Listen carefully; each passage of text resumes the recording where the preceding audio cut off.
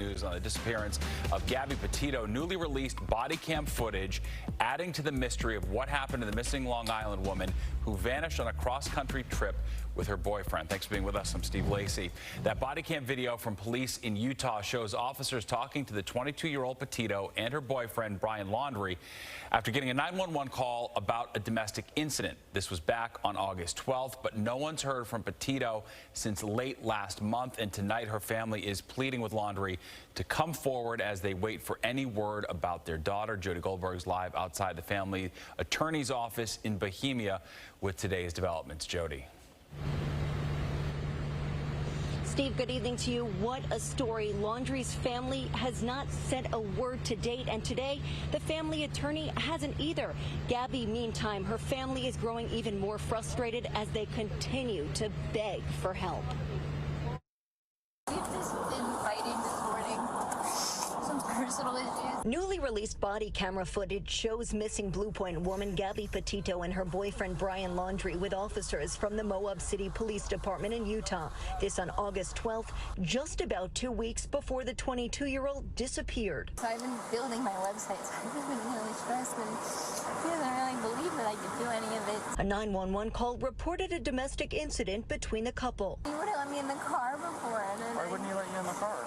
Because of your OCD? He told me I needed to calm down. I said, all right, let's just take a breather and like walk away for a minute. The body camera video captures just over an hour of footage, but only offers a glimpse into the state of their relationship. When you slapped him those times, were you attempting to cause him physical pain or physical impairment? Was that what you were attempting to do to him?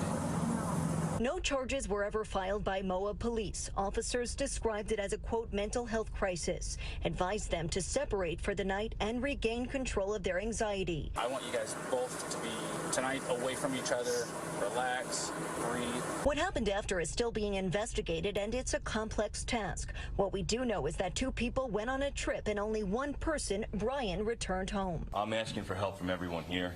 I'm asking for help everyone at home. Brian and his parents are continuing to remain silent on the advice of counsel. This while investigators work around the clock to carefully comb through any evidence and analyze data. My focus isn't to bring Brian in right now, it's to find Gabby. Brian is exercising his constitutional rights, and I have to respect that. Gabby's mother, Nicole, is said to be the last person to have heard from her. She claims to have received a text on August 30th, but she isn't convinced her daughter sent it. The family attorney read a letter they're sending to Laundrie's parents. Tell us where Gabby is located. Tell us if we are even looking in the right place. And now it's also important to note the Grand County Sheriff's Office in Utah is in touch with Florida authorities. They're looking for any possible connection between Gabby's missing persons request and also the double homicide that happened there late last month. Meanwhile, anyone with any information is asked to call the new tip line. That number 800-CALL-FBI, 800-225-5324. That's the latest here in Bohemia. JODI Goldberg, let's send it back to you. All right, thanks, JODI.